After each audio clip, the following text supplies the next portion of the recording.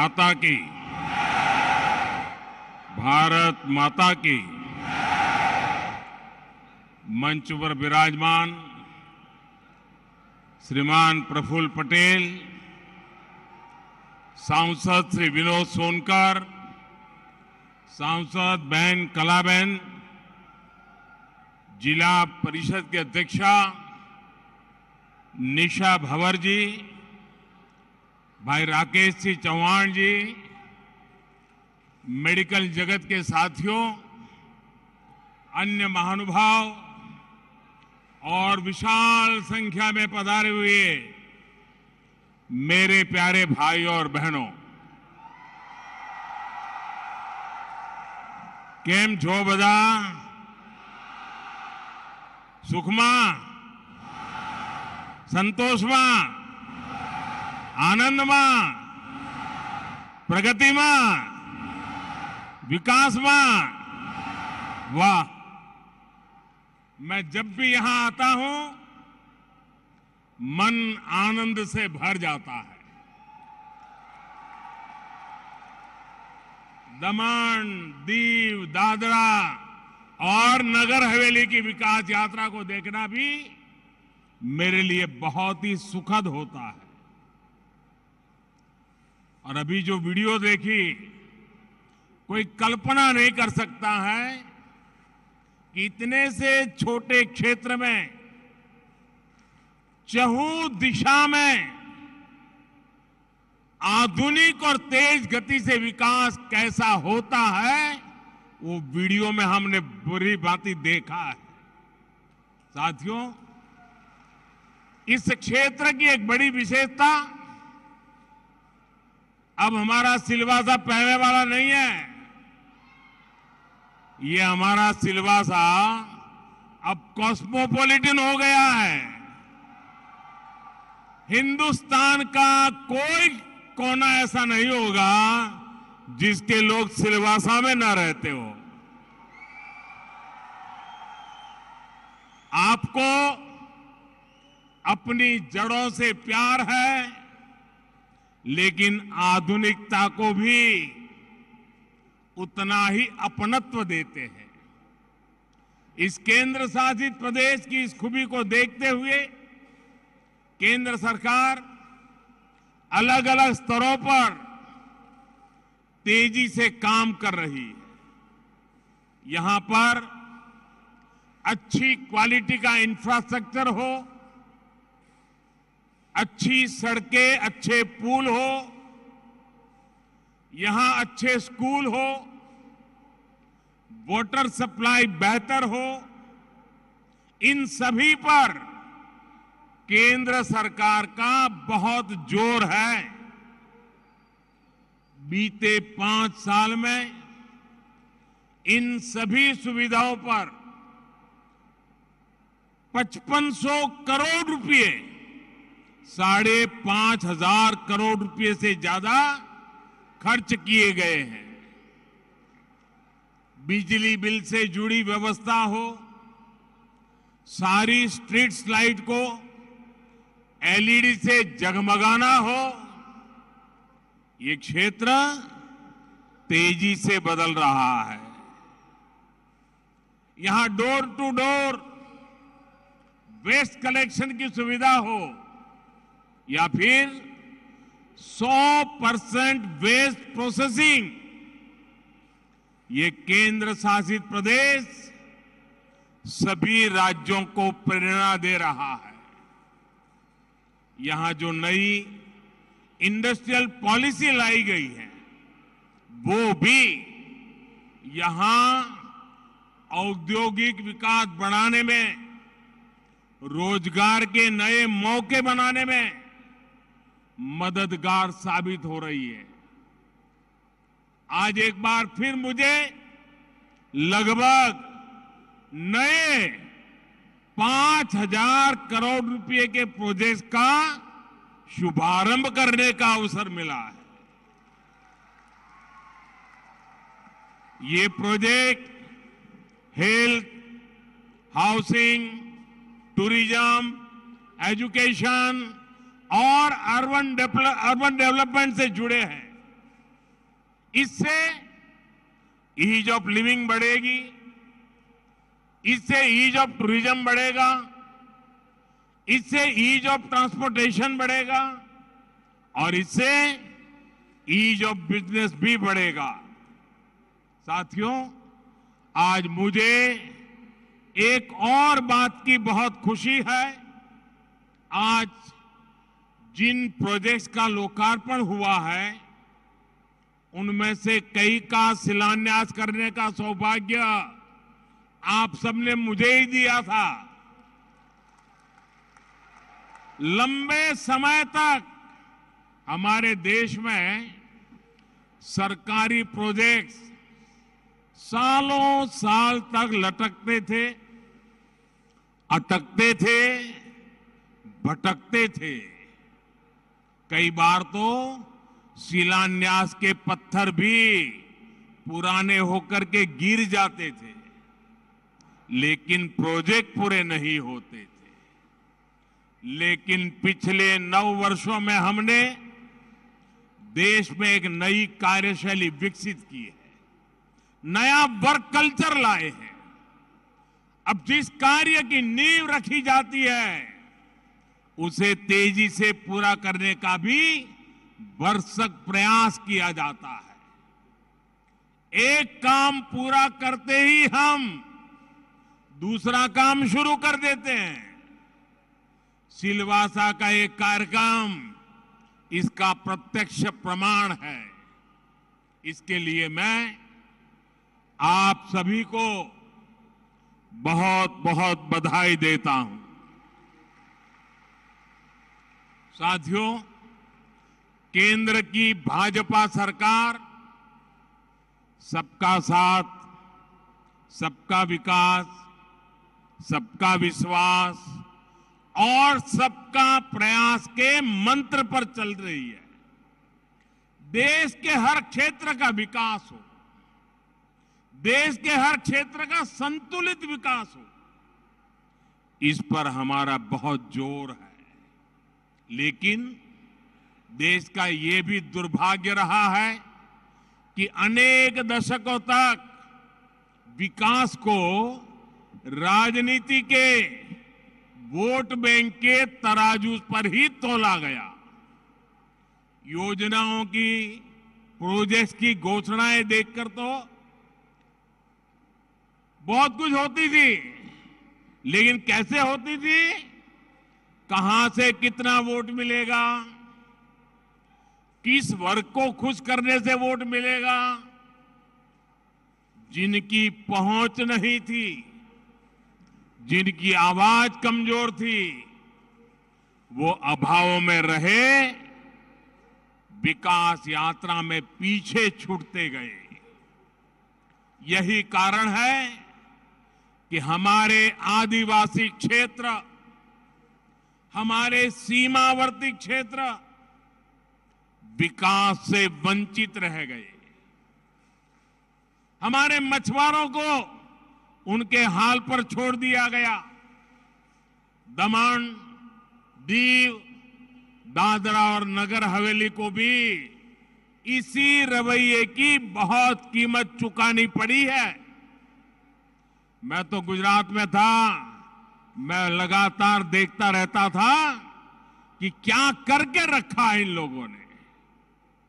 आज जिस medical college को अपना कैंपस मिला है, वो इस अन्याय का बहुत बड़ा साक्षी रहा है। आप सोचिए साथियों, आजादी के दशकों दशक बीत गए, लेकिन दमन, दीव, दादरा और नगर हवेली में एक मेडिकल कॉलेज नहीं बना था। यहां के इने गिने कुछ युवाओं को किसी तरह डॉक्टर की पढ़ाई का अवसर मिल पाता था, वो भी दूसरी जगह पे। इसमें भी आदिवासी परिवारों के बेटे बेटियों की भागीदारी तो बिल्कुल ना के बराबर थी। जिन्होंने दशकों दशक तक देश पर शासन किया, उनको यहां के युवाओं के साथ हो रहे इस भयंकर अन्याय की चिंता कभी भी नहीं हुई। वो समझते थे इस छोटे से केंद्र शासित प्रदेश का विकास करके उन्हें कुछ हासिल नहीं होगा। वो आपके इस आशीर्वाद का मूल्य कभी समझ ही नहीं पाए। 2014 में जब आपने हमें सेवा का अवसर दिया तो हमने आपकी सेवा की भावना से काम करना शुरू किया, समर्पण भाव से काम करना शुरू किया। इसी का परिणाम है कि दमन, दीव, दादरा और नगर हवेली को अपना पहला नेशनल एकेडमिक मेडिकल ऑर्गेनाइजेशन नमो मेडिकल कॉलेज मिला। अब यहां से हर वर्ष करीब करीब 150 स्थानीय युवाओं को डॉक्टरी की पढ़ाई करने का अवसर मिल रहा है। कुछ ही वर्षों में, बहुत निकट भविष्य में 1000 जितने डॉक्टर यहीं से तैयार हो जाएंगे। आप कल्पना कीजिए, इतने छोटे से इलाके से 1000 डॉक्टर। इनमें भी हमारे आदिवासी परिवार के युवाओं की संख्या निरंतर बढ़ रही है। मैं यहां आने से पहले एक समाचार रिपोर्ट में एक बिटिया की बात भी पढ़ रहा था। आदिवासी परिवार से ही आने वाली ये बिटिया अभी यहां मेडिकल में पहले साल की पढ़ाई कर रही है। उस बिटिया ने अखबार वालों से को कहा कि मेरे परिवार को तो छोड़िए, मेरे पूरे गांव में कभी कोई डॉक्टर नहीं बन सका था। अब वो बिटिया इसे अपना सौभाग्य मानती है कि दादरा और नगर हवेली में ये मेडिकल कॉलेज बना है और वो उसकी छात्रा है। साथियों, सेवा भावना ये यहां के लोगों की पहचान है। मुझे याद है, कोरोना के समय मैं यहां के मेडिकल स्टूडेंट्स ने आगे बढ़कर लोगों की मदद की थी। और कोरोना के समय तो परिवार में भी कोई एक दूसरे की मदद नहीं कर पाता था। तब यहां के स्टूडेंट्स गांवों में मदद करने पहुंचे थे। और मैं उन विद्यार्थी मित्रों से कहना चाहूंगा, आप लोगों ने जो विलेज एडॉप्शन प्रोग्राम चलाया था, उसका जिक्र मैंने मन की बात में भी किया था। यहां के डॉक्टरों ने, मेडिकल स्टूडेंट्स ने जिस तरह अपने कर्तव्यों का पालन किया है, वह सभी के लिए बड़ी प्रेरणा है। मैं आज इस कार्य के लिए यहां चिकित्सा सुविधा से जुड़े हर व्यक्ति की सराहना करूंगा। भाई और बहनों, सिलवासा का ये नया मेडिकल कॉलेज यहां पर स्वास्थ्य सुविधाओं पर दबाव भी कम करेगा। आप भी जानते हैं, यहां पास में जो सिविल अस्पताल है, उस पर कितना प्रेशर था। अब तो यहां दमन में एक और 300 बेड का नया अस्पताल बन रहा है। सरकार ने आयुर्वेदिक अस्पताल के निर्माण के लिए भी अपनी मंजूरी दे दी है। यानी आने वाले समय में सिलवासा और ये पूरा क्षेत्र स्वास्थ्य सुविधाओं को लेकर बहुत मजबूत होने वाला है। साथियों, आपको याद होगा गुजरात के मुख्यमंत्री के रूप में भी मैं यहां बहुत बार आया हूं, आपके बीच आया हूं। जब मैं वहां सरकार में आया था तो देखा था कि अंबाजी से लेकर के उमरगांव तक के आदिवासी पट्टे में किसी स्कूल में साइंस की पढ़ाई नहीं होती थी। जब साइंस की पढ़ाई नहीं होगी तो फिर बच्चे डॉक्टर और इंजीनियर कैसे बनेंगे? इसलिए मैंने वहां स्कूल कॉलेजों में साइंस की पढ़ाई शुरू करवाई। हमारे आदिवासी बच्चों को एक बड़ी दिक्कत दूसरी भाषाओं में पढ़ाई से भी होती है, किसी भी बच्चे को होती है। अंग्रेजी में पढ़ाई होने के कारण गांव के गरीब, दलित, वंचित आदिवासी परिवारों के अनेक प्रतिभाशाली बेटे बेटियां डॉक्टर, इंजीनियर नहीं बन पाते थे। हमारी सरकार ने अब इस समस्या का समाधान भी कर दिया है।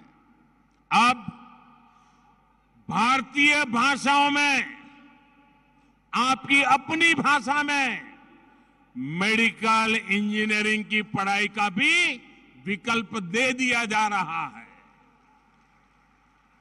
इससे भी इस क्षेत्र के बच्चों को बहुत बड़ी मदद मिलने वाली है। अब गरीब मां का बच्चा भी डॉक्टर बनने का सपना संजो सकता है। साथियों, आज मेडिकल कॉलेज के साथ साथ यहां इंजीनियरिंग कॉलेज का भी लोकार्पण हुआ है। इससे यहां के करीब 300 युवाओं को हर वर्ष इंजीनियरिंग की पढ़ाई का अवसर मिलेगा। मुझे इस बात की भी खुशी है कि देश के बड़े शिक्षा संस्थान भी दमन, दीव, दादरा और नगर हवेली में अपने कैंपस खोल रहे हैं। दमन में निप का सैटेलाइट कैंपस बना है। सिलवासा में गुजरात नेशनल लॉ यूनिवर्सिटी का कैंपस बना है। दीव में ट्रिपल आईटी बड़ोदरा ने अपना कैंपस खोला है। ये नया मेडिकल कॉलेज तो सिलवासा की सुविधाओं को नए स्तर पर लेकर जाएगा। मैं इस क्षेत्र के हर विद्यार्थी को ये भरोसा देता हूं कि उनके उज्जवल भविष्य के लिए हमारी सरकार कोई कोर कसर बाकी नहीं छोड़ेगी। भाइयों और बहनों, मैं जब पिछली बार सिलवासा आया था तो मैंने विकास की पंचधारा की बात कही थी। विकास की पंचधारा यानी बच्चों की पढ़ाई, युवाओं को कमाई, बुजुर्गों को दवाई, किसानों को सिंचाई और जन जन की सुनवाई। आज मैं इसमें एक और धारा जोड़ूंगा और ये है महिलाओं को खुद के घर की ढेर सारी बधाई। हमारी सरकार ने बीते वर्षों में देश के 3 करोड़ से अधिक गरीब परिवारों को पक्का घर बनाकर दिया है। यहां भी हमारी सरकार ने 15,000 से ज्यादा घर बनाकर गरीबों को देना तय किया है। इनमें से ज्यादातर घर बनकर तैयार हो चुके हैं। आज भी यहां 1200 से ज्यादा परिवारों को उनके अपने मालिकाना हक वाले घर मिले हैं।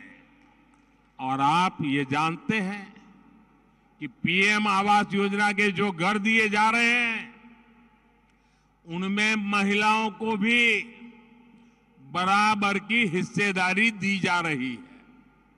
यानी हमारी सरकार ने यहां दमन, दीव, दादरा और नगर हवेली की हजारों महिलाओं को भी अपने घर की मालकिन बनाने का काम किया है। वरना हम जानते हैं हमारे यहां कैसा होता है। घर का मालिक पुरुष, खेत का मालिक पुरुष, दुकान का मालिक पुरुष, गाड़ी का मालिक पुरुष, स्कूटर है तो भी मालिक पुरुष, महिला के नाम कोई होता ही नहीं है। हमने इन घरों के मालिकाना हक महिलाओं को दिए हैं। और आप ये भी जानते हैं कि पीएम आवास योजना के तहत बना एक एक घर की कीमत कई लाख रुपए होती है। इसलिए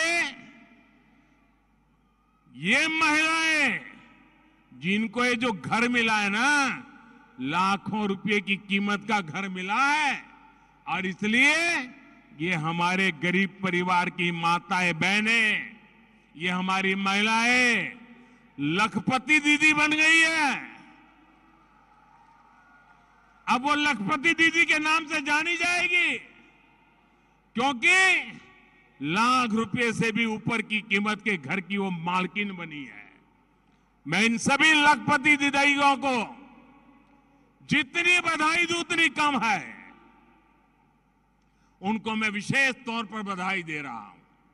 साथियों, भारत की कोशिशों की वजह से आज पूरा विश्व इस वर्ष को इंटरनेशनल ईयर ऑफ मिलेट्स के तौर पर मना रहा है। मिलेट्स यानी मोटे अनाज को हमारी सरकार ने श्री अन्न की पहचान दी है। यहां के किसान रागी, या यहां की भाषा में कहे तो नागली या नचनी जैसे जिन मिलेट्स की पैदावार करते हैं, उन्हें भी हमारी सरकार बढ़ावा दे रही है।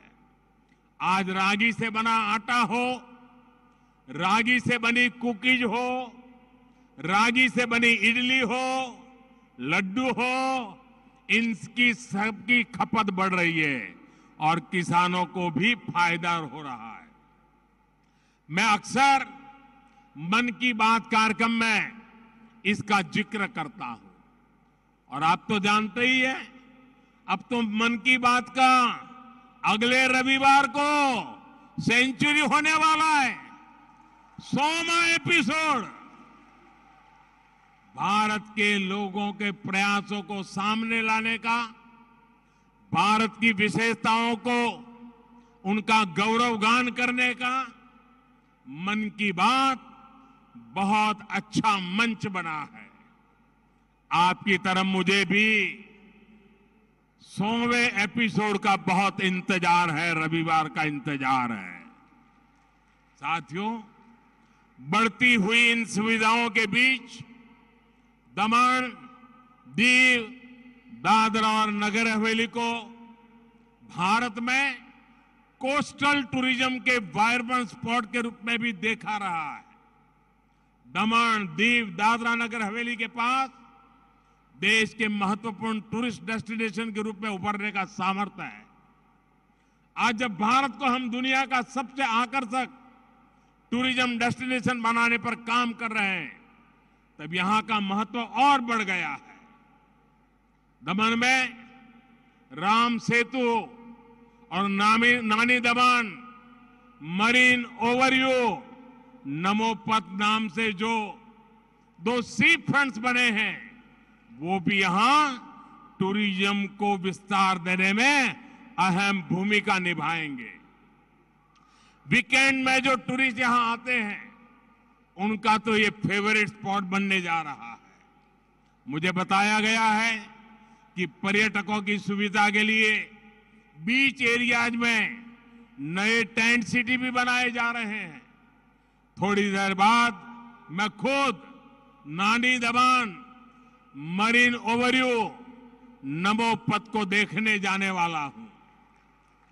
ये सी फ्रंट निश्चित रूप से देश दुनिया के पर्यटकों को आकर्षित करेगा। इसके साथ ही Khanvel river front, Dudhni jetty, eco resort का निर्माण, ये सब भी यहां टूरिज्म को बढ़ावा देंगे। कोस्टल प्रोमेनेड, बीच डेवलपमेंट के प्रोजेक्ट भी जब पूरे हो जाएंगे तो यहां का आकर्षण और बढ़ जाएगा और इन सब से यहां रोजगार के नए मौके बनेंगे, स्वरोजगार के मौके बनेंगे। भाइयों और बहनों, आज देश में तुष्टीकरण पर नहीं बल्कि संतुष्टीकरण पर बल दिया जा रहा है। वंचितों को वरीयता ये बीते 9 वर्ष के सुशासन की पहचान बन चुकी है।